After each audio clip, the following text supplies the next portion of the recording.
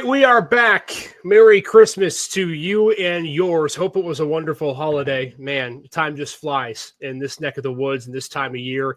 So much greatness going on. And whether you're at home, whether you're away, whether you're watching us from a different location, we just hope all of you had a wonderful Christmas and a happy start to the New Year week, getting ready for 2025. Welcome in, everyone, to the Gem City Sports Podcast, brought to you by Rebich Investments. They keep financial guidance simple. More information, you can go to their website, www.rebichinvestments.com, or you can simply call their number at 814-734-3433. Again, 814-734-3433 to learn more. Wanted to give you an episode live tonight. We weren't planning on doing any episodes this week, but we're like, you know what? Why not? We love you guys. We hope you're enjoying our content too, and so we wanted to give you something at least for the holiday season here, a couple of days before the new year begins. And so a busy show tonight. So joining me for it, none other than our man Jonathan Williams, who is in Erie for this holiday season, but no snow. That's a good thing, man. No snow for Christmas. You didn't have to shovel your driveway off. Yeah, man, it was a nice, chill, relaxed Christmas. You know, I didn't have to worry about clearing snow off of anything or scraping ice off my windshield, so I'm perfectly fine. Jonathan joining us tonight. Also joining us, the illustrious Coach Wayne Bradford, who's got a Seahawks gear on tonight. He goes from Christmas sweater to Seahawks football. He's getting ready for a big game coming up. And Coach, Merry Christmas to you and yours. Family in town, everything all right on your end? Yeah, had a great Christmas. Everyone's here. In fact, the kids are here, as I was speaking with you earlier, playing some internet trivia games. So enjoying each other. The youngest got his wisdom teeth pulled this morning, so we've been nursing him back to health. So just enjoying some quiet time together. So 2 questions for you. Number one, did you capture the viral moments of him being in the latter stages of anesthesia and saying things he wasn't supposed to say? Were you one of those parents who did that? Well, I went today. I took today off, so I went today. My wife went, and my oldest, Nick, he went and swam and came. So we had 3 there waiting for that moment, and there were no moments. He was really good. They waited too long to bring us back into that room for recovery, but he was pretty quiet, didn't say much. But yes, we were there to capture it. Nothing to capture. Also, who wins in trivia when you play? I imagine you're probably pretty good at this sort of thing. Yeah, it depends on what kind of trivia. Normally trivia, I'm pretty good at trivia. We're playing one of these games where you just answer questions and you just put in your answer and you vote on them. So there's no right or wrong answer. So it's pretty comedic. So we're having some fun in there, but very competitive family. So no one likes to lose, whether it's trivia. We were playing some games last night with straws and different things. And so, yeah, everybody was disappointed if they didn't win. Yeah, I can imagine. I don't know, Jay Will, did you come from one of those families? Because my family, especially my wife's family, you can't lose, even if it's the most non-competitive thing in the world, right? You got to lay it down. So it's different between my two different families. My mom's side of the family is just a lot more subdued. It's more Uno and just let's play and have fun. And if we win, great. If we don't win, great. Hey, Uno can get intense. I don't know. Listen, amongst my cousins and everything, we get a little bit rowdy. But my dad's side of the family, yeah. Once those cards come out and they get to playing spades, it's all holds are off. Everything is off the table. And you might want to stand a nice 10 feet away from the table that the game is going on at. Hey, a lot of yelling and a lot of noise. We got this game last year. It was called Throw Burrito, and they had these little foam burrito things that you throw at people. And the objective of the game is to try to essentially play like, duck, duck, goose, but running away, where you try to hit someone with a burrito. I think someone probably had like a concussion or something after that when we put that game away. Hey, anyhow, again, hope you had a wonderful Christmas. Thanks again for being part of our show here on this last couple of nights before the weekend begins. Busy show tonight. We're going to start with Steelers-Chiefs reaction and try to answer the question if Pittsburgh's going to be a one-and-done team, because it looks like right now that they're going to be in the wild card round coming up in a couple of weeks' time. Also tonight, we're giving our picks for the second round of the college football playoff. We'll pick Penn State, Boise State, along with the other 3 games. And By popular demand and request, it is back. We have another mock draft on this show, only this time it's not Thanksgiving foods, it's Christmas movies. We have a 3-round mock draft of our favorite Christmas movies, and we'll see who's got the best lineup by the end of the night. So let's start with this, gents. I think we all saw the games yesterday. I think we all kind of had an idea that from the get-go, it was, at least in my mind, it was going to be one-sided. I'll start with you on this, Coach. I look at Pittsburgh and I think, well, Russ isn't playing well. But then you look at the defense and, you hear the comments after the game, and it almost seemed like the defense was trying to single a player out without singling a player out. Do you sense fracture in the locker room? Do you sense that this team is, I don't want to say given up, but close to it? Why all of a sudden, and I get it, it's 3 tough games, right? Philly, Baltimore, KC. But it just doesn't seem like the same Pittsburgh team that was sitting at 10-3 3 weeks ago. Yeah, I think the locker room will stay together. Obviously, there's some frustration. I think they've got a lot of great veterans. Cam Hayward coming out and saying, I have to own it. We all have to own it. So I think they have great leadership in there.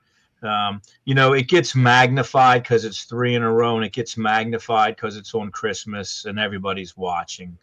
They certainly have some big-time questions they have to answer. Number one is they're not built to play from behind, right? They want to impose their will, run the football, play great defense, rush the passer, make people one-dimensional. They have not been able to do that the last 3 weeks.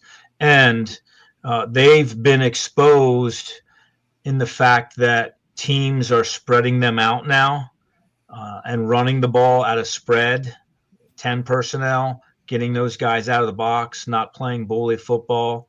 Thoroughly surprised and excited about the way that Baltimore attacked them with the zone read, isolating that, even though Lamar didn't keep it against them, just the threat of him keeping it and running Derek on the inside zone versus eye power. So the last 3 weeks, you've seen teams really expose them in the run game by spreading them out. Yeah, you talked about how they were kind of leaning towards singling a guy out without trying to really explicitly do it. And I've looked into it a little bit and kind of started seeing some things about what some other people thought it could potentially be. And a lot of people are, like, I'm going to say it, a lot of people are looking at Minkah Fitzpatrick and wondering, is it him? Apparently, body language the last couple of weeks hasn't been well, and he's been a part of a lot of negative plays and a lot of blown plays, a lot of plays where he's been caught out of position and has led to big plays. And there's a lot of speculation wondering as to whether or not he's in the right headspace and to continue this season, to continue playing, and whether he's on the same page with everybody else on this defense. But obviously there's something wrong. Their pass rush isn't bad, but TJ Watt isn't healthy. He played last game, but you saw him pregame looking at his thumb with his brother, and obviously that's been affecting a little bit of his pass rush on top of the other injuries that he's been coming back from and everything like that. Offensively, they kind of are what we thought they were preseason. They don't have a lot of wide receiver depth. They got George Pickens back. He made his 1 or 2 George Pickens ridiculous catches that he typically makes, but outside of that, where's the passing game? There's nobody else to take shots to down the field. Mike Williams is not panning out as that deep threat. And there's no intermediate passing game, it seems like, from Russ. He had, 205 yards and an interception? It doesn't look clean. Nothing offensively for them looks clean, and it's kind of the offense that we thought we were going to get out of them before the season started, and they exceeded expectations, and they were able to hold it together for a really long time. And they did better than a lot of people gave them credit for or expected them to do to this point in the season. But now it's kind of like you wonder if the wheels have fallen off. Here's my problem. Maybe this is going to go on a tangent a little bit, but I'm really frustrated by, in my view, the hypocrisy of what this team has claimed to be all season long. This was a team that came into the season literally preaching the word team, right? They had a quarterback controversy at the beginning of the season. They were likely going to start a 30-plus-year-old quarterback who was on his last legs. You heard Mike Tomlin talk about, as he always does, it's not about one, it's about the collective, and we have to focus on everything forward and everything like that. But yet you now look at the last 3 games compared to the first 13 games of the season, and what I've seen from Pittsburgh is a team that for the first half of the year relied on singular players. And I mean, on defense, specifically TJ Watt, I like a Cam Hayward as one of those players as well. Those two in the last 3 games have been non-existent. And when those two can't affect the quarterback, and coach, you know this as well as anyone, when you have to start bringing 5-6 guys, which Pittsburgh doesn't do, they only bring 3 or 4 every single play, then your secondary gets exposed. And clearly at the moment, the secondary simply is not good enough. And I understand they've been banged up. But to your point, Jonathan, Minkah Fitzpatrick isn't playing well. I don't think Dante Jackson is playing his best. Joey Porter Jr., when healthy, has regressed significantly in his second year with the team. Then on offense, it is unbelievable to me how reliant this team is on George Pickens. They can't run the ball anymore. And I think the biggest issue that Pittsburgh has had offensively is the fact they can't get to the second level of the defense. We didn't see anywhere at all last game, and maybe minus 1 or 2 carries from Jaylen Warren, where this team broke the first 4 of contained from the Chiefs defense. And so what frustrates me is you look at this team and you know, Mike Tomlin's supposed to be this head coach that it gets better as the season goes on. But yet I saw a stat that was posted, I believe, by NFL Stats and Info on Wednesday that said that for the 5th time in the last 7 years, Pittsburgh has lost at least 3 of their last, I believe, 5 or 6 games. And you wonder to yourself, like, what has to change? What has to be different? Because now you look and you think, well, they're going to make the playoffs, but they've just played arguably the 3 best teams in football and gotten blown out. Where do you go from here? Because I just don't think there's a team collective to this squad right now. I mean, am I wrong in thinking that? You know, winning makes everything great. And you can have some locker room issues when you win. And when you don't win, it gets magnified. You know, they're a good football team. You know, they can win games in December and January. You don't know what the plan is, right? They're really, really nicked up. You know, Ogunjobi, you know, Porter's out. Watt's not healthy. Queen's getting beat up every snap. I mean, it's a physical game. Playing 3 games in 11 days. I think they're in survival mode. You know, so obviously, you know, the Cincinnati game is going to tell a big tale because I think Cincinnati's going to come in, you know, with everything to gain, you know, and make the playoffs potentially. Pittsburgh's not really playing for much. You know, they're in. So what kind of personnel are they going to have at home in Week 18 to finish the season? Jay, Will, do you think, and if you had something else to say, just, you know, you jump in, but I look at Pittsburgh and I look at specifically the offense, and I look at the game yesterday and I think to myself, okay, well, the stats show that you ran the ball for over 200 yards, but I don't see Najee Harris, who has predominantly been a better second half of the season running back. He's not getting the pop. And Jaylen Warren is not being, in my mind, used effectively enough. And it's just, to me, it's frustrating because offensively, all the things that you thought you fixed, right? The offensive line getting penetration to the second level, that hasn't happened. The quarterback play, which you seemingly had fixed when you substituted Russ in for Justin, seemingly isn't fixed because now Russ isn't playing very well because he got sacked 5 times seemingly in the first 2 minutes. Is this fixable from an offensive standpoint? It's fixable, but you have to go back to doing the basics. Like the first play that comes into my mind from this game yesterday was the interception thrown in the end zone. And on the surface level, it's like, oh my God, that's a terrible pass. It's a terrible decision by Russ. And then you watch the end zone copy and you realize it's supposed to be a four verts concept, but George Pickens doesn't run his route. George Pickens is one-on-one, and his job is to run off his corner and draw a safety to him and basically take away a safety from half of the field. If George Pickens runs his full route, safety's not there to pick that pass off. George Pickens runs like a 5-yard hitch and just like kind of just dies on his route. Safety has nobody to cover, and he winds up poaching the number 3 receiver and picking the pass off because he has no responsibility. It's like, it's simple things. It's little stuff that they're not doing correctly. And when everybody on the field isn't doing little things, it looks really bad. That play goes from a touchdown to being an interception because one guy didn't run the right route or didn't run his route hard enough. Is when they get to fixing little stuff, using Jaylen Warren like the scat back that you signed him to be, and that you were able to use him as last year, throwing him the ball, getting him the ball in space. instead of lining him up and handing him the football to run between the tackles. That's not his game. That has never been his game. That's not why you have him. That's why you have your 1-2 punch at running back with Najee and Warren, because Warren brings you something different to the table. But then Najee Harris, when you do put him in for a play or two and hand him the football, you're not giving him much opportunity to do anything. He's getting he's getting hit at the line of scrimmage or behind the line of scrimmage every time he touches the ball. And then you take him out and you put Jaylen Warren back in and hand Jaylen Warren the football again. It's just like they've gotten away from their identity. They've gotten away from the things that they do well. They've gotten away from the things that their individual players do well. And then you're seeing guys kind of get frustrated, namely George Pickens, who's always very animated and demonstrative on the field. You're seeing guys get frustrated over and over again throughout the game because they're going away from what works. I wonder if they have time to be able to fix it, guys. And before we leave the Steeler topic, my question to you is not that can they win a playoff game, because certainly they can.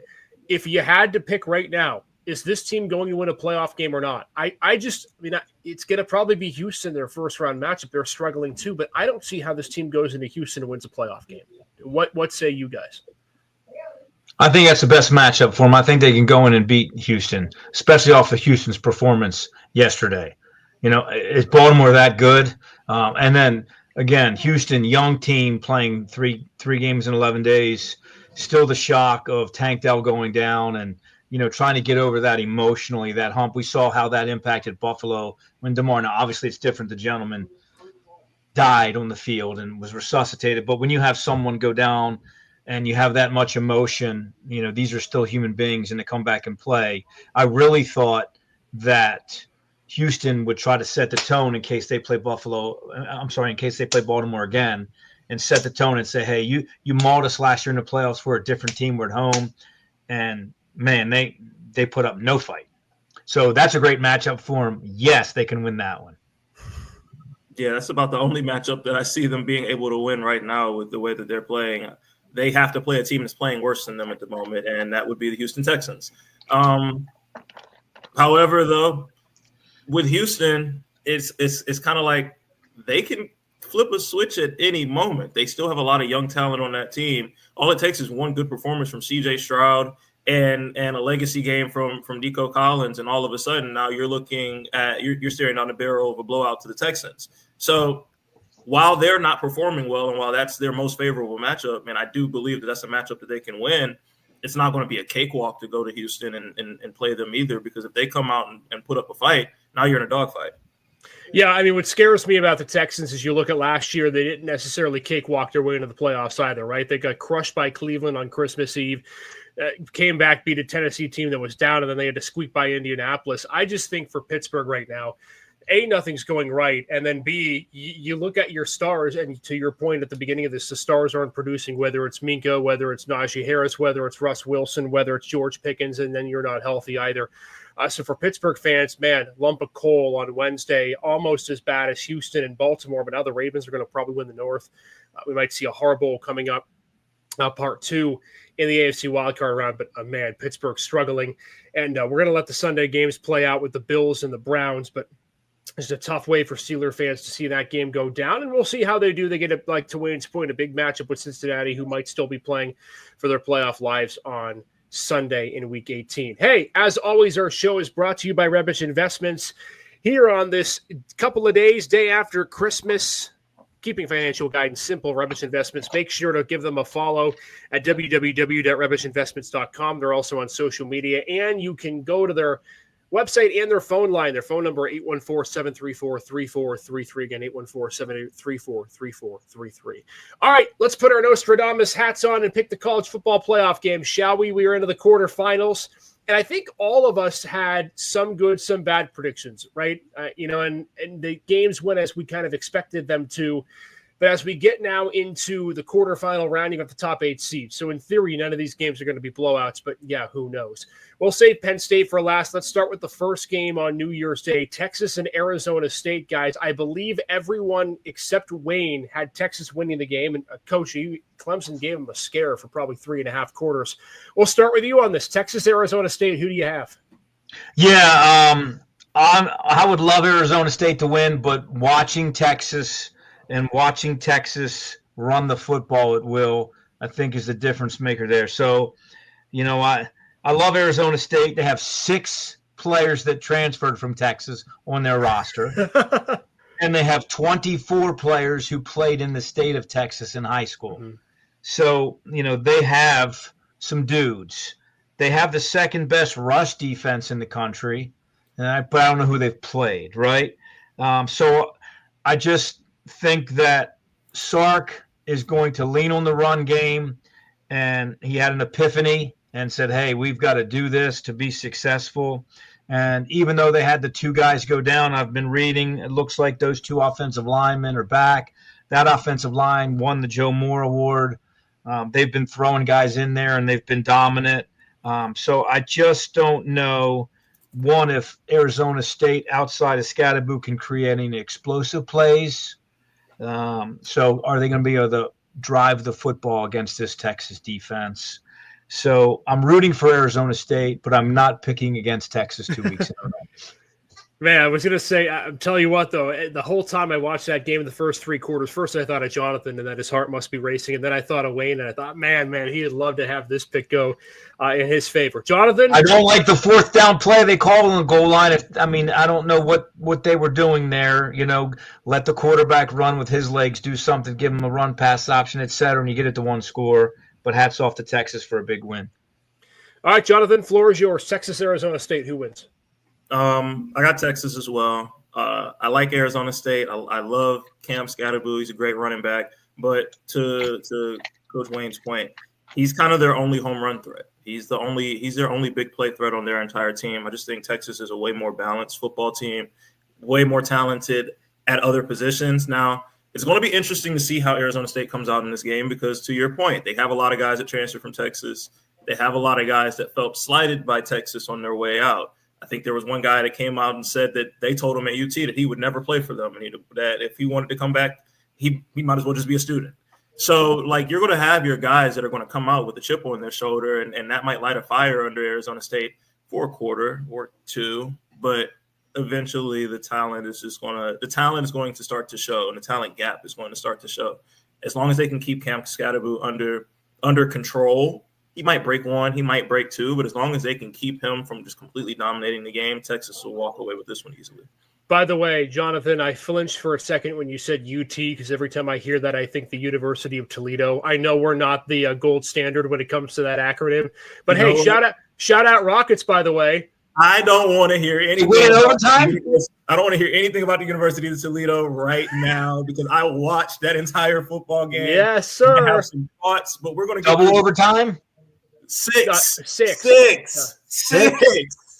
Now, hang on a second. What are your thoughts? I want to hear your thoughts, sir. Besides the fact that he was down at the 1 yard line and didn't score. No, and definitely scored. And the defensive holding was predicated first by an offensive hold by the right tackle on the play that preceded it. But I want to hear your argument first.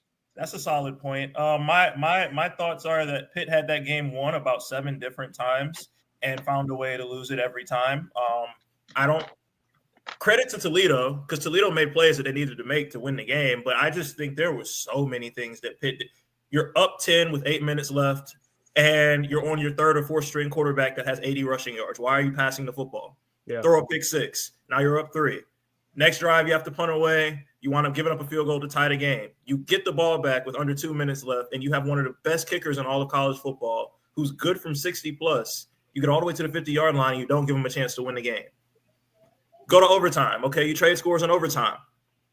Then you give up. You hold Toledo to a field goal, and you get the ball back. And you get all the way to the goal line, and you get cute, and you call a direct snap to your tight end instead of your running back that has 170 yards or your quarterback that has 85 yards on the ground. You call a direct snap to your tight end from 3 yards out. You get stopped at the half-yard line. You know what you decide to do then? Direct snap to your tight end to pass from the half-yard line on 3rd and goal with the game on the line. I have never seen anything like it. That is absolute terrible play calling. That's the Pat Narduzzi legacy in a nutshell. Yep. That's every week. They've lost 6 in a row. Why? And you've lost 6 in a row. Why get cute on the half-yard line? Then the worst thing about it is, okay, you have your tight end throw an incomplete pass where he misses the flat guy who's 2 yards in front of him, wide open. Okay, cool. Then you kick the field goal for the tie to go into the next overtime from the half-yard line instead of betting on your guys to go win the game right there from the half-yard line on 4th and goal. Pitt had this game won so many different times, and they didn't want to win that football game, I'm convinced. They did everything to lose it. All I know is 2 things. Number one, Pat Nardizzi, I'm sure that your words would come true now if you played Penn State in a playoff game, you'd win by 2 touchdowns. I know for sure from that performance today, that'd be a guarantee. Number 2, I'm just glad to have graduated from the university whose head coach chose to stay on the field to shake the other coach's hand after the game.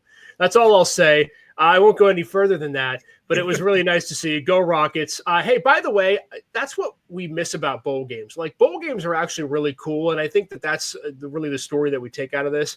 There have been some really darn good bowl games this season, and I just hope we get to keep those, whether the playoff expands to 24 or however many teams. I hope we keep these bowl games. I know they're not cost intuitive. Yeah, was it 7 overtimes the other night with South Alabama? Yeah, I think it was 5. 5 or South Florida and right. San Jose State. Yeah, but that's just it. And these teams again. These aren't the teams that are expected to be in the playoff every year. It means a lot to them. I know for Jason Candle, it's only his 2nd bowl win ever as a Toledo head coach, and so for so many of these teams who are in it, it's great to get to see the great matchups in a pretty good crowd there in Detroit. All right, I'm also picking Texas. That's my long form answer of saying I'm going to take the Longhorns too. I do think Sam Leavitt could have a pretty good game. His stats actually are comparable to Quinn Ewers, who I think had a much better game last week than he has had the last few weeks as a Texas quarterback. My concern, though, for Arizona State is just how long they can hold up. I don't think 13.5 is going to be the difference in this game, I think, is the line right now. I think it's more closer to 7 to 10. I think Arizona State could backdoor cover, but I agree with you guys. I think Texas is too much, and they played their best game of the season last week, and I think they'll do somewhat similar again this week. All right, let's go to the nightcap in a huge game at the bottom of the bracket. Georgia without Carson Beck for the rest of the season. They get Notre Dame. I'll start with you on this, Jonathan. This, to me, could be the closest game of the entire week, save for the one we're going to talk about next. Who wins? I'm rocking with Georgia. I know quarterback is a huge question mark right now. You got Gunnar Stockton starting at quarterback. Everybody's kind of wondering, what can Gunnar Stockton do, and is Georgia the same team without Carson Beck at quarterback? But when you look at how this Georgia team has played all year, Carson Beck hasn't played particularly great all season. He hasn't been like head and shoulders one of the top quarterbacks in college football, and they've still managed to win games. When you look at the conference championship, Carson Beck goes down and their offense gets better with Gunnar Stockton in. They have better statistics, more yards per play, more yards in the second half than they had in the first half with Gunnar Stockton at quarterback.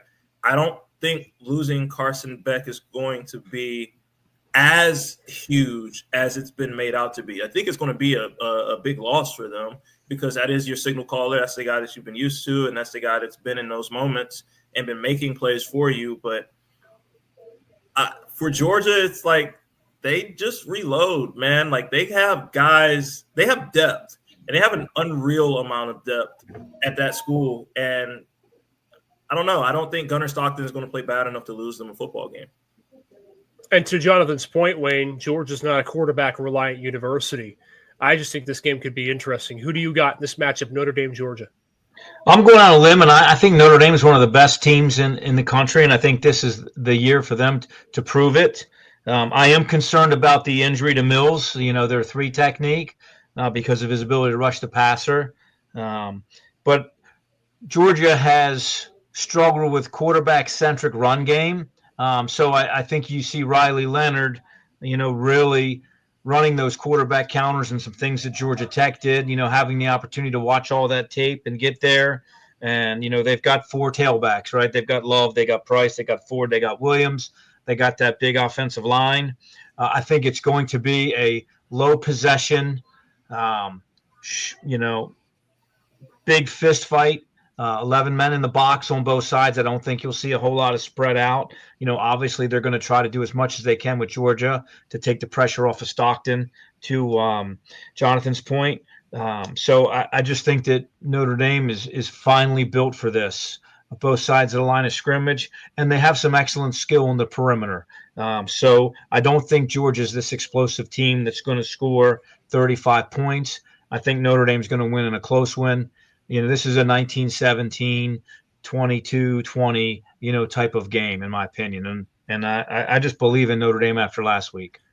I'm rocking with Wayne. I've got the Irish winning this game too, and for me, the magic number's 35. If Notre Dame can control the ball for 35 or more minutes, I think they're going to win this game, and not handedly, but it'll feel that way.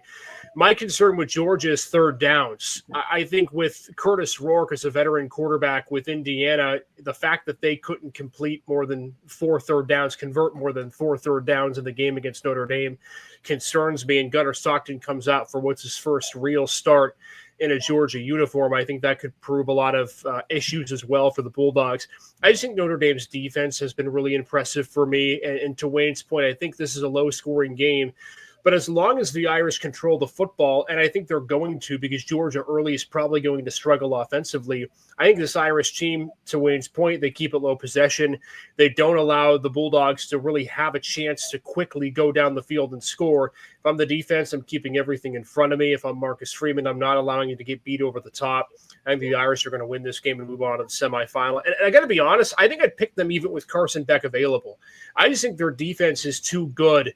And not saying Georgia's is not, but I just think that they are so fundamentally sound in how they play their defense that it doesn't allow you to win the game with big plays. And I think overall, Notre Dame will win this game and they'll move on to the semis. So that would be the top and bottom half of the bracket, matchup number 1 for both of those sides. Now let's go to Oregon, Ohio State, guys. Second matchup of the year between those two teams. Ducks won 32-31. What an instant classic that ball game was back at Autzen Stadium. I will start with Coach Bradford on this game. Boy, Buckeyes looked really good. Someone said that they would last podcast. Not going to raise the hand as to who that was. God darn Tennessee. If not for that late touchdown, I hit that right on the nose. And then Flaming Hot Takes would have had to retweet our stuff. But regardless, Wade, it's a new week and a new story. What say you in this game at the Rose Bowl? Which, by the way, I thought Ohio State would get their tails kicked in. So there's no way I can go against them 2 weeks in a row. Not the way they played. You use that expression, play with your hair on fire. I mean, their hair is burning hot. So neutral stadium. Where is Oregon going to create explosives from? And you're probably saying, come on, Wayne, what do you mean? But they just haven't created the explosives that they have historically for Oregon. Where are they going to get their pressure on defense, Oregon? I know they get Birch back. They didn't have him the first game. But, the Ohio State defense is smothering lately. They've given up no passing touchdowns in the last 7 games. Yeah. So I got people out there telling me it's all about Dylan Gabriel, but they haven't given up a passing touchdown in 7 games. So I think that Chip Kelly has basically not shown his hand all year. And if there's one guy that wants to beat Oregon, it's Chip Kelly, who created this Oregon monster. He is the father of Oregon football, in my opinion, right? So who better to go in and ruin their chances? I just think that Ohio State will let it all hang out. Again, let the fur fly. Be a great game, but neutral site, the way the defense is playing. Will Howard's a stud. He's got plenty to prove. I think they're on a mission. Yeah, I'm with God, that hurts me. I'm with Coach here. I went on record and said that Ryan Day might be looking for a job after last week, and then they went out and absolutely strangled Tennessee. So, and that was not a fun game at all to watch if you were expecting the Volunteers to put up any sort of fight in that matchup. So, I'm going with Ohio State here. Oregon's set for a week, and everybody loves to buy. You get to get guys healthy and everything like that, but sitting for a week versus absolutely dominating another good football team. I like my chances going in hot. I like my chances going in off of a big win where I completely smacked around one of the better teams from the SEC and impose my will for 60 minutes of a football game. I like my chances being that team more than I like my chances being the team that was sitting at home and watching all these games play out on TV and saying, man, these guys look good. Ohio State was flying around, especially defensively. They were like hats to the ball. Linebackers were sideline to sideline. Tennessee was suffocated in that game. I like betting on a team that has shown that recently versus a team that's been sitting still, and you beat them by 1 point in the first matchup, it's not a crazy margin. And if you're looking at who's playing better at the moment, well, okay, Oregon didn't play a game. Ohio State looked really good. Ohio State's trending up, in my opinion, so I'm rocking with them. Man, this is such a hard game to pick. First and foremost, if we're talking about lines, I think the over-under is 55.5. I would smash the over. Oh, my gosh. I think this game could be 52-51. Glorious weather in Pasadena. I think the last time I'm sure this wasn't the last college football playoff game at the Rose Bowl, but the last one I remember, the Oklahoma-Georgia game, that was something in the likes of 45-42 with Baker Mayfield and company that just went down to the wire. You guys make a lot of great points, and I think the one thing that I saw early in the Ohio State game was what I attributed what I thought would be a dominant win for them to in our last episode, is that Ryan Day learns from mistakes. And I think Ohio State realized pretty quickly in that Michigan tape that trying to run the football and play power offense isn't going to get you anywhere when you have the talent on the outside that you do. So I think the Buckeyes keep the same game plan. The only thing for me that is the difference in this game, I think, as it was last game between these two teams, Dylan Gabriel reminds me a lot of a Michael Penix. He's really accurate with the football, and the timing on his throws is so good. I think Will Howard sometimes gets a little, I don't want to say lucky, but he benefits from the receiving talent that he has. Made a couple of great spot throws last game, but I think Dylan Gabriel does it with so much consistency that I think it will be enough for the Ducks to outlast Ohio State with a last drive touchdown. I'm going to go Ducks in what might be an upset given the fact that Ohio State's playing so well.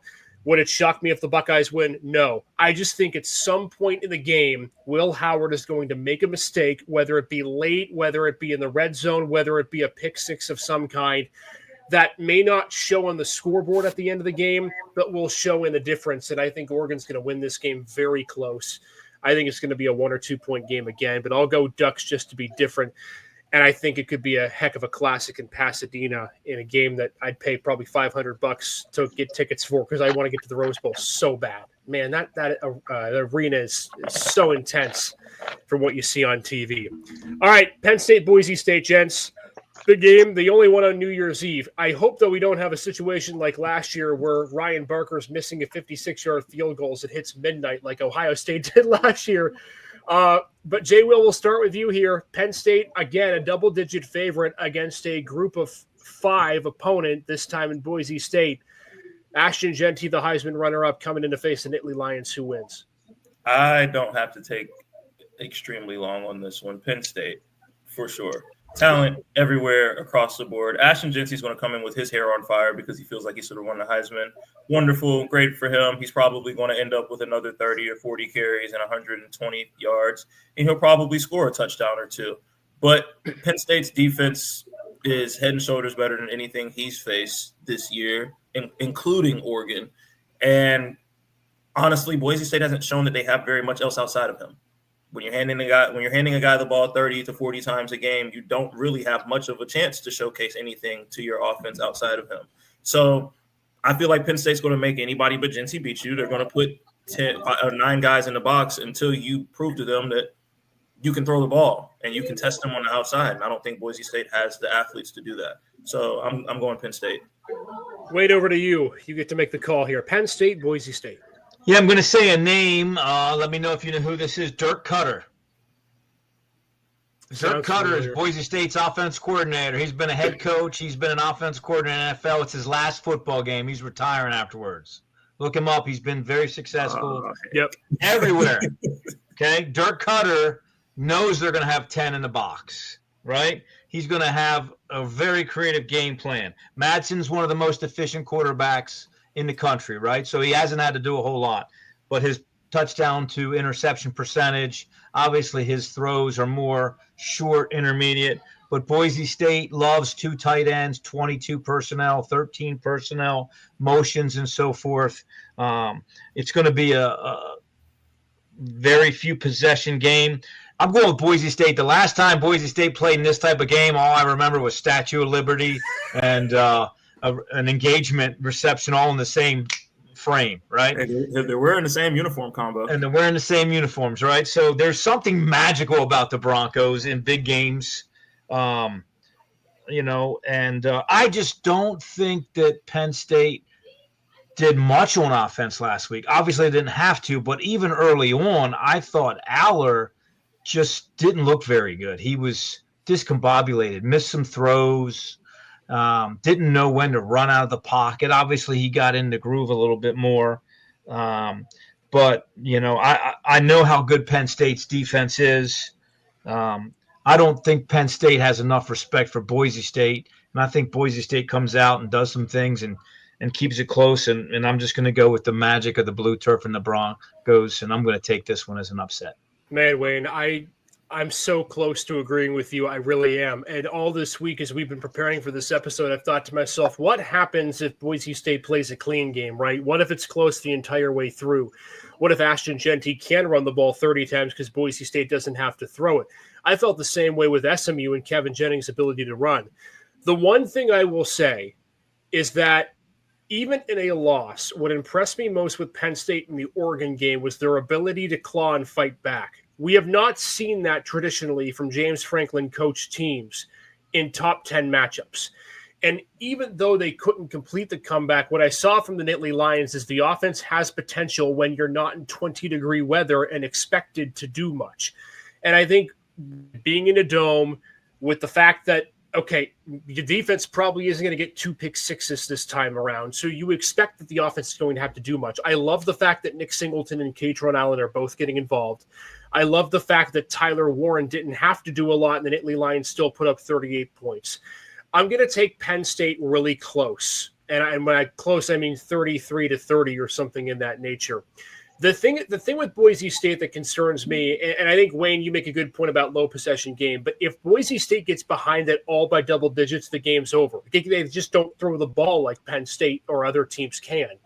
And so when you're reliant on one singular player, back to the Steeler conversation, right, you're not winning football games. And so I think as good as Jeanty is, and he's probably going to break off a big run or two, but if you're Penn State and you're Tom Allen, you're saying Jeanty can have one run of 40-plus yards. That's not going to beat us. Any more than that could be a problem. But if we can hold them to one or fewer and we win this game, I'm going to take the Nittany Lions close. Wouldn't surprise me if Boise State comes out and they play really well from the get-go. And then we're going to see how James Franklin really fares in tough competition and tough games when his back's against the wall. Because now you look, too, with the pressure with Penn State, and you made a good point on this, guys, is that, you were gifted SMU in round one. You were gifted a group of 5 team in the quarterfinal. And now you're going to face a team in Notre Dame that's solid but can't really score a ton of points, or Georgia that's minus their starting quarterback. So you arguably have the easiest path to the national championship game that a college football playoff 12-team squad will have maybe ever.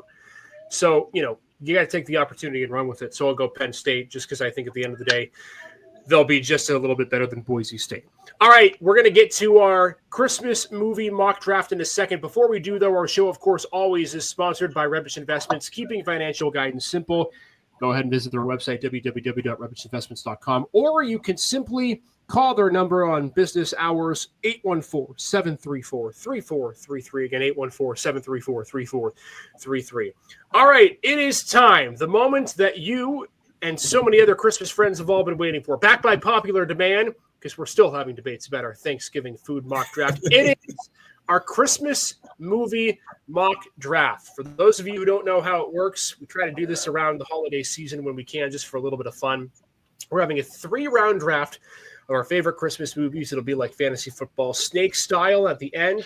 We'll see who's got the best lineup of fantasy mock movie, Christmas, whatever you want to call it. There are a lot of good ones, so we are spoiled for choice here, only getting to pick 3. We had a random number generator generate the picks in order to start things off, and Mr. Wayne Bradford gets pick number 1 of the mock draft. Jonathan's going second. I drew the short straw again. I'm last for the second time in a row. No lucky hosts, no home bounces, nothing like that. We get the run to the litter, if you will. Wayne Bradford, though, you get to start. Here's our ticker across the bottom. The number 1 pick in our inaugural Christmas movie mock drafts.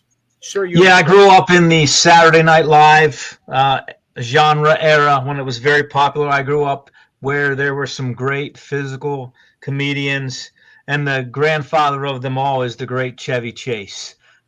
So without a doubt, the family's favorite Christmas movie is Christmas Vacation. So I don't think you can go wrong with Chevy Chase, Dennis Quaid, some of the other stars that are in there. So I will go with Christmas Vacation as the number one pick. You know, I saw Jonathan sit back in the chair. I don't know if that was where he was going, but man, that's such a good movie.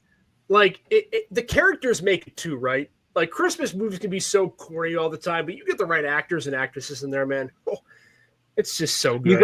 You got Julia Louis-Dreyfus over there in that movie before your Seinfeld fame, right? I don't know, Margot. I mean, probably one of the greatest lines of any movie, but there's just so much, right? There's comedy, but then you have him go upstairs and find the old movies, so you're reminiscing, and then you have the dinners, and everybody can associate with the in-laws when they're coming, and one side of the family is going to be cheery and great, and the other side of the family's going to be half in the bag. You don't know what they're going to say, so you get it all, man. Potpourri. Good pick to start off with Wayne, just like his turkey pick, man. He always gets them right at the beginning. All right, Jonathan, I'm scared. I think you're going to take mine, but that's how the luck of the draw works. Go ahead, Jonathan. Put me out of my misery with the number 2 pick. You're first in our mock draft. I'm definitely taking yours. I was happy that Wayne went the direction that he went, because he left me the softball. Home Alone. No, you can't start off a Christmas movie draft without Home Alone. I think it goes without saying. I don't have to explain too much about that one.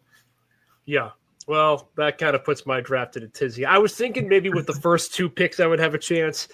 But, I just – you're right. You can't go wrong with Home Alone. So you know what? I'm going to take the sequel with my number 1 pick. We're going Home Alone 2. I know it's not as good as the first one. I get that. But I think the nostalgia of the fact that Macaulay Culkin is just a damn good actor no matter what he plays.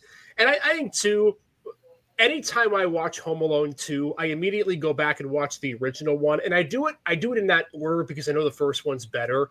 And to me, it's funny. There's not really anything super sequential about them. I think they should make a Home Alone 3. To me, it's almost like Fast and Furious, where they make a million different movies, but they're not all very good. I think this should be that. I thought they made 4 Home Alones. You said, right? Did they make 4? I don't know. I stopped at the first 2. I stopped at the first 2. I got to be honest with you guys. They definitely did. I swear they did. I gotta be honest with you guys. If you're watching the podcast and you're laughing at me right now, that's fine. I don't know anything about movies at all. I know nothing about movies. I've only watched the first 2. I'm not gonna lie, guys. They made at least 5. I thought it was 4. So I don't know anything. Wait a minute. Hang on a minute. They made 6. 6? They have? They made almost as many Friday the 13th. There's Home Alone 4 came out in 2002. Home Alone 5 came out in 2012. It's called Home Alone: The Holiday Heist. Hold on. Time out. No. See, when you have to put an additional phrase after the Home Alone, whether it's a holiday heist or what, Home Alone taking back the house. No. There's only 2 Home Alones that are real and truthful. All right. Only the 2 OGs, the 2 originals. You can all have your spin-off series or whatever. I don't care. No, Home Alone 1, Home Alone 2 are the only ones that I will identify for this podcast. Okay? You're in charge. As I said, I'm not a movie guy. I don't watch movies. I only watch those 2. I don't care about the other ones. So all right, leave me alone, okay? I only know what I know. I'm a sports guy. I'm not a movie guy. Oh, darn, I got to pick again for the second round. Mm-hmm. Maybe I should take Home Alone 3. No, I'm not going to do that. You know what? I'm going to go with another controversial pick because you either love this movie or you hate it.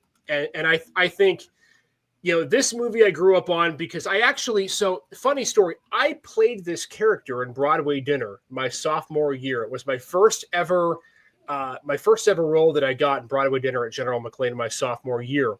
I was sitting in the back of the room, and my teacher at the time, Mr. Yates, came up to me and he said, "Isaac, would you like to play this character? And would you like to sing this Christmas song that, everyone's going to get a good laugh and good kick out of. I was a little pudgy, so that kind of helped me as well. I don't look anything like Will Ferrell, but gosh darn it, do I love Elf. I'm a sucker for that movie.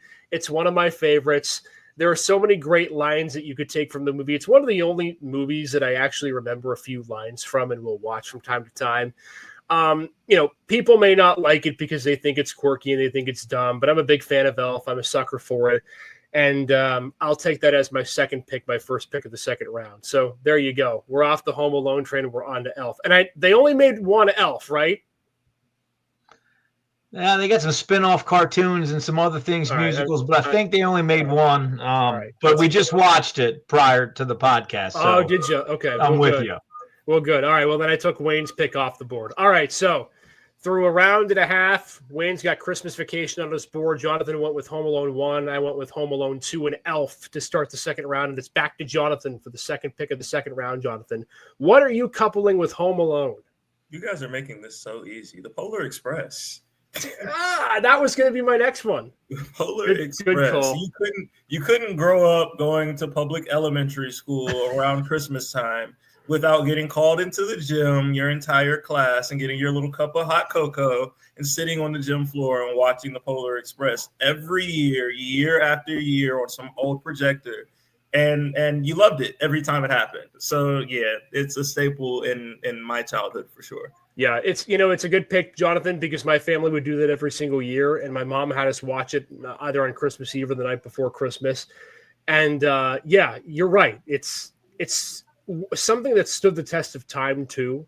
Mm-hmm. And I know that they had talked about potentially making like a second Polar Express or whatever, but man, that original one's really darn good. Good pick. You've got a couple of I have the Polar Express train set around my Christmas tree. Oh, do you? Oh, wow. So, yeah. It's got they made a lot of spin-offs. Yeah, they made a lot of spin-offs on that one too. Yes. I wouldn't know though. I don't pay attention. All right, Wayne, you've got two picks. You've got Christmas Vacation, and now you get to end the second and start the final round. Yeah, so obviously, you've taken some of mine as well, right? Some of the standards. So I'm going to go off the board. I'm going to go back to the 80s with the hottest superstar of that era, the great Bruce Willis in Die Hard. So you can say it is or it isn't a Christmas movie. We have that conversation all the time. But you cannot go through the Christmas season without watching Die Hard on TNT, TBS, or one of those multiple times. So I love me some Die Hard. Great Christmas movie. Happy ending. I like it. I've never watched it, so I mean I can't be part of the conversation, but I'm sure it's great. Tell you what. Hold on. If we had a mock draft of movies I've never watched, like we would still be able to pick from 90% of the ones on the list of options. Well, there you go. Yeah, Wayne's not happy with me right now. No, it's fine. And they've made more than one Die Hard, and they're all great. Okay. All right. Well, I'm going to have to watch. I think they're up to 4 or 5 of them, too. Well, I'm never going to get over this. All right, Wayne, you've got one more. Start of the third round. In your mock, you've got Christmas Vacation and Die Hard. You get one more pick. Yeah, so there's quite a few great ones off the board. There's probably a couple still on the board. I'm going to go with one that maybe you have or haven't seen. Goes back to two more action stars, Mr. Arnold Schwarzenegger, and then one of the top comedians of the 80s, Sinbad. Jingle All the Way. Now, if you haven't seen Jingle All the Way, you've got to watch Jingle All the Way. The scenario is there's a father and his son wants an action figure, and it's that time of the year, like when I was growing up with Cabbage Patch Kids and certain things, and you couldn't find them anywhere. You had to go every store within 200 miles. Everything was sold out. So Sinbad, all right, and Schwarzenegger, they find the last action hero figure, and they go through the whole movie trying to take it from one another through every store, et cetera, et cetera. But if you haven't seen Jingle All the Way, go watch it. You'll love it. I think I have seen that one before, crazy enough. And you know how the classics are always the best? That's another one of those where you're like, all right, You can watch it any night. I'm all, I agree. I'm all fan of that. Good pick, Wayne, by the way. Wayne's had some good ones. Christmas Vacation, Die Hard, Jingle All the Way. That's a pretty stout lineup for Wayne's draft. And it brings us to Jonathan Williams. You got one more pick. I got to admit, you've had probably the two best ones on the board so far with Home Alone, Polar Express. One more, Jonathan, to end your mock draft. This one, I would say this one is kind of niche, except that it's not, only because everyone knows the famous cover of the song that came from this movie. So I'm going Chris Brown's This Christmas. I don't even, honestly, I'm going to be completely honest with you, I barely remember the plot of the movie. I just remember that at the end of the movie, Chris Brown was in church and he sang This Christmas. And I have heard that song every year since 2007 when the movie came out around this time. So I'm going This Christmas just because the song, the cover of the song is iconic at this point. Yeah. Oh, I think music with Chris. The funny thing is too, is like that song will never go away. It's like Mariah Carey's All I Want for Christmas Is You, right? That's just never going away. It's going to be the number one song this holiday season and next holiday season and the holiday season after that. So before I make my final pick, I want to caveat, it's not a Christmas movie, but it probably happens, at least some of it, during the Christmas season because of the truthfulness to it. I'd love to go Miracle here, but I know it's not allowed. So I'm going to keep it off the board with the non-official Christmas movie. I'll go off the board too. I thought about putting The Grinch here because it's just one of the ones that I think is a good one. But I'll go off the board because it was one of the first Christmas movies that I ever watched. And I thought it was funny because it was what I envisioned my lack of Christmas spirit being, with no lights and no care. And I want to be somewhere tropical. How about Christmas with the Cranks? I think that's one where, like, I look at it and I think to myself, I'm definitely that family that wanted nothing to do with lights and nothing to do with the holiday streamers and just wanted to get in a Carnival or a Royal Caribbean cruise ship and get away for the holiday season. But I will admit, the last three Christmases in Erie being mainly green Christmases, it is weird having grass on Christmas Day. And I don't know if that's going to become the norm or not. Jonathan, it certainly is not the usual around here. But I'll tell you what, it's been odd. And now I wonder to myself, like, I don't know how people in Florida and the Maldives and wherever do it. It just doesn't feel like Christmas. It doesn't. It doesn't. Like I told you guys, I'm used to my Thanksgiving and Christmas as being like 60, 70 degrees. I could walk out the house in shorts if I felt like it. It does dampen the feeling just a tad bit when you don't have the snow everywhere and you don't have the cold and just that winter feeling. But then you realize you don't have to shovel snow and scrape ice off your windshield, and then you feel a little bit better about it.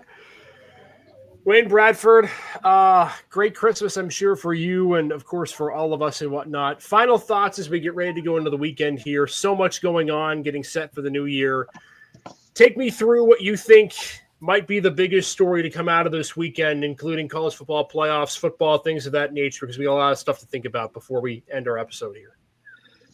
Oh, boy. I think, for me, I'm excited to watch Navy, Oklahoma tomorrow. We haven't talked a lot about, bowls. I'm excited to watch Navy, Oklahoma tomorrow. I think you have a great bowl game in Syracuse is playing. Who is Syracuse playing? Syracuse is really good. They have a 9-3 record. Are they playing Iowa? They're playing Washington State. Washington State. So Washington State with a really good record, losing their coach leaving at Washington State. I have a college teammate who's on the staff at Iowa State. They're playing Miami. So I think the big story this weekend is, the bowl games and some really good ones that are kind of underneath the radar, especially with the big games in the NFL really pretty much over this week. And then it'll be interesting to see how the NFC North plays out. Getting three teams in and how's that gonna flesh out? Are the Vikings going to end up winning that division? And can Detroit continue to hold on? I think I listened today that they've lost every single starter on defense at one particular time or the other. So we talk about Pittsburgh limping to the finish line. What about Detroit limping to the finish line? And how's very intriguing how the NFC is gonna shake out. Jay Will, a lot of stories. What do you got on your radar? If the I guess I'm gonna be biased, and you guys both know this. I've been a big Colorado Buffaloes fan for the last 2 years or so. So there's one game I'm watching on Saturday. It's that Colorado BYU game at 7:30. A battle of two teams that both feel like they should have been playing for the Big 12 championship. And it's weird because you get a Big 12 versus Big 12 matchup because Colorado is still under their Pac-12 contract for bowls and everything. So it's a little weird matchup, but going to be a fun one and a last chance to see potentially the number 1 and number 2 picks of the NFL draft play in college. So how about this for my final thought? And this is the game that's going to precede Penn State and Boise State just in terms of time of the day with bowls. I thought it was really interesting how the committee that puts together these bowls put Alabama and Michigan together. And it almost makes me wonder if there was some sort of underlying agreement with, Alabama or whoever saying, hey, we'll put you against a pretty easy opponent and let you blow them out by 30 points. And then you can argue to the committee that they should have put you in. I'll be interested to see how much Michigan has improved even after that Ohio State game, because I do think Sherrone Moore has the Wolverines playing a lot better. But that game to me is intriguing. And then, of course, the playoff games will be interesting as well. I do think the Bills need to be careful, by the way, back to the NFL this weekend. Not that I think they're going to lose to the Jets, but you factor in Josh Allen kind of hinting at the fact that we're really not going to give anything away offensively until we get to the playoffs, knowing that you're likely locked in the 2 seed. I think Buffalo just has to be careful after their tough game against New England not to get ahead of themselves and think playoffs. Because anytime Aaron Rodgers goes into a game, who knows? It could be interesting and down to the last few minutes. All right, if you missed our episode or you're just joining our episode now tonight, you can watch it again tomorrow. We're going to be playing this episode again tomorrow at 7 o'clock, same places, X, YouTube, Facebook, Twitch. If you missed our mock draft, you can go back, watch that tomorrow night, as well as our insight for the Steelers and Chiefs reaction, plus our college football playoff round 2 picks. So if you missed it, you can watch it again tomorrow, and that'll get us into the new year. Because when we ring into the new year, we're going to react to college football playoff, talk some high school hoops, and talk so much more as well as we get ready for 2025. So, gents, this is the last time we meet until 2025. Happy New Year to you both.